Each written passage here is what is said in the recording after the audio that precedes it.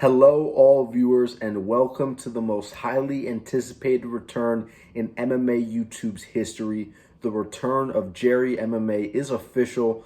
I know I haven't uploaded in like 3 weeks. It's been a very long time. I've had a lot of hangouts I've had with friends that are back from college. I'm really busy these last couple of days, last couple of weeks, I guess you could say. And I haven't uploaded since I reacted to UFC 296, where Colby Covington embarrassed himself.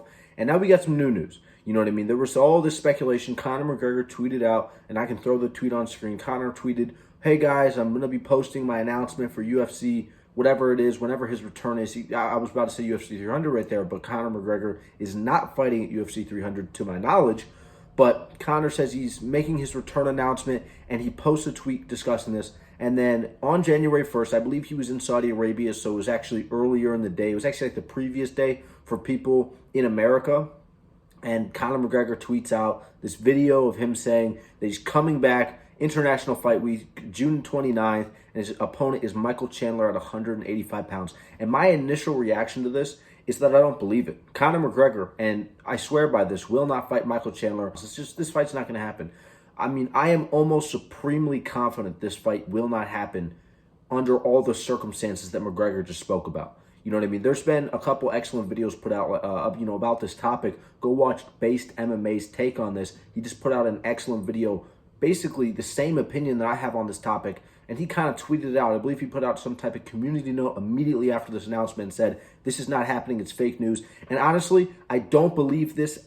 I don't believe this with a grain of salt. I take this literally with a grain of salt until Dana White does an official UFC announcement where he goes, "Hey, what's going on, guys? I'm getting live in 10 minutes. Be there, every social media platform." And he goes, "Hey, what's going on, guys? Dana White is back," and he does the whole UFC announcement and all that shenanigans, whatever. I'm not going to believe this for a second. Conor McGregor's laughing, saying 185 pounds. I would not be surprised if the fight actually does go down International Fight Week with Michael Chandler. 185 pounds, the fight just doesn't make any sense. And I mean, I can explain why. I mean, it literally, you don't have to be that smart to understand why. I mean, at 185 pounds, even if Conor McGregor wins, maybe he's looking to fight Islam Makhachev. He's looking to set up some type of super fight with Islam Makhachev. This fight doesn't make any sense because at 185 pounds, it's 2 weight classes removed from lightweight. So if his end goal is to fight Islam Makhachev, which would be the biggest matchup out of him versus a middleweight champion, a welterweight champion, or a featherweight champion, Islam Makhachev would be the biggest fight out of any of those. You know what I mean? So if his end goal is to fight Islam Makhachev, why is he fighting at 185 pounds? And you do look at these other weight classes, and I'm actually going to look at how Conor McGregor does in these weight classes. I mean, look at who his champions are. You know, look at 185 pounds for a second. Conor McGregor would be matched up with either Sean Strickland, Israel Adesanya, Hamza Chimaev, or Dricus du Plessis. He does not beat a single one of those guys. Israel Adesanya may be the only winnable matchup for him there. And by winnable, I don't mean winnable. Israel Adesanya would be the second biggest matchup in my opinion. Islam Makhachev would be a slightly bigger matchup just because Israel Adesanya, 1, is a 185-pounder, and 2, I believe Islam Makhachev is a slightly bigger star than Israel Adesanya at this point in his career. But at the end of the day, I mean, Israel Adesanya is not a winnable matchup. He's an incredible counter-striker. I believe that fight would actually be incredibly boring until, Adesanya probably finishes him at some point. But, Israel Adesanya is not a winnable matchup. Look at Dricus du Plessis. Dricus du Plessis would beat him worse than anyone on that entire list, whether it be Islam Makhachev, any lightweight, any welterweight, any middleweight.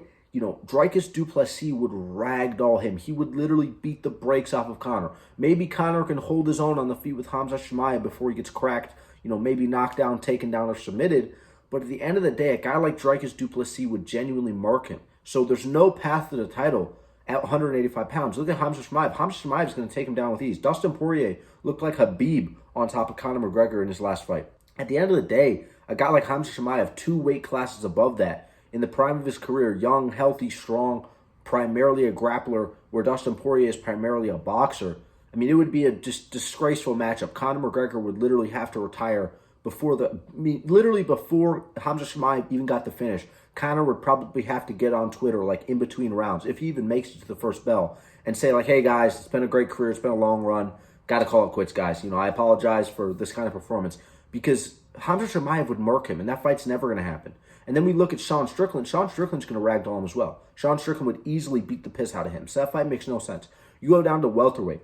Leon Edwards ragdolls him. You know what I mean? Kamaru Usman beats the brakes off of him. Bilal Muhammad would murk him. Gilbert Burns is one of the only winnable matchups for him, but Gilbert Burns is removed from the title picture at 170 pounds. Any of the guys at the top of the 170-pound division, I mean, imagine what Shavkat Rakhmonov would do to him. He would murk him. And you go back all the way down to lightweight. You look at the guys at the top. Islam Makhachev. I believe Islam Makhachev would not only out-grapple Conor McGregor, he would outstrike him.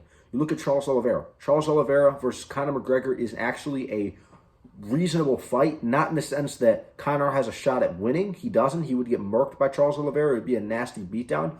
But that fight, in terms of Charles Oliveira's star power and all the different factors that can be aligned, that fight actually does make some sense. And for the title, that would be a massive fight. But still, Charles Oliveira would easily finish him probably in the first or second round. You look at all these other matchups. Dustin Poirier would beat him again. Dustin Poirier is actually a very reasonable matchup for him. You know what I mean? I think the most reasonable matchup for him out of all the guys I could think of is probably a Dan Hooker matchup at this point. I think Dan Hooker is at a good point in his career. He's coming off of a huge win over Jalen Turner, who is an absolute killer. Look what he just did to Bobby Green. Of course, I knew what was going to happen. Bobby Green was going to get finished. Bobby Green was getting dropped by Tony Ferguson. I go, Jalen Turner's going to connect, and it's going to be a lot more devastating. So, of course, I predicted the win, but at the end of the day, it doesn't mean the win isn't good. The win's still a pretty good win, and he absolutely destroyed Bobby Green. Easy fight, easy performance. So you look at how good Dan Hooker is. Dan Hooker mauled him. Dan Hooker beat the piss out of Jalen Turner, my bad. So I'm looking at that, and that's actually a very reasonable matchup. But at the end of the day, I just don't see Conor having a lot of success. He doesn't have a title picture. He doesn't have a route to the title. I think what's actually going to happen, I think Conor McGregor's actual plan is to beat Michael Chandler at 185 pounds, if that fight does happen at 185 pounds. I don't believe it will, but if it does happen, I believe he's looking to beat Michael Chandler at 185 pounds. I believe then he's going to try to move down a weight class. He's going to say something like, "Oh, I had to, work my way down to the 170-pound weight class."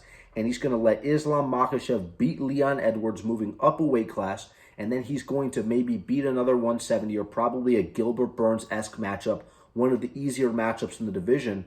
And then he's immediately going to gun for Islam Makhachev versus Conor McGregor at some point, maybe his retirement fight. I believe that's Conor McGregor's plan, but I don't believe Michael Chandler is going to be the first matchup. If that fight does happen, that would be my prediction for what his whole career trajectory is going to be like. But I don't believe Michael Chandler at 185 pounds is next. That fight makes zero sense. That fight's ridiculous, and it's an embarrassment, and it's not even a winnable matchup. I mean, at the end of the day, Michael Chandler, he's been out for like a year and a half. His chin's rejuvenated. He's at the prime of his career. He's literally in the gym, probably, thinking about Conor McGregor everywhere he goes. He's playing Creed in the background, and he's got Conor McGregor on his mind nonstop.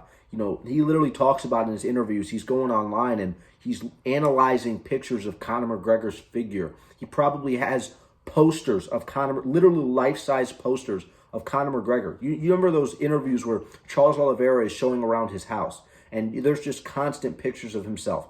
And Charles Oliveira has all these self-portraits, and it was super weird. Lucas Tracy was talking about it. That's probably Michael Chandler's house, but it's just a bunch of posters and memorabilia and all kinds of stuff for Conor McGregor. I mean, he probably has Conor McGregor's used underwear from that one fateful night in the public restroom of an NBA Finals game. You know what I mean? So it's just ridiculous. Michael Chandler has continued to embarrass himself for this entire period of time. If he doesn't end up getting the Conor McGregor matchup, Conor fights Diaz or someone else, Hooker, Poirier, whoever it is, and Michael Chandler does not get this matchup, it may just be one of the most embarrassing bag fumbles of all time. He has literally been sucking the farts out of Conor McGregor's ass, brown-nosing him nonstop. And if all that was done just for him to not even get the red panty night that he was begging for, and he has continued to beg for the past year or so, or 2 years, then it would literally be an embarrassment so severe to the point where Michael Chandler needs to think about retirement, think about going into hiding, think about moving away to a private island and just staying there for the rest of his life so he never has to show his face again in public. But let me know what you guys think down below in the comments. Don't forget to leave a like, subscribe. Don't forget to turn on notifications so you do not miss another upload, even though I don't really upload at all. And I will see you guys in the next one. Thank you so much for watching. Peace.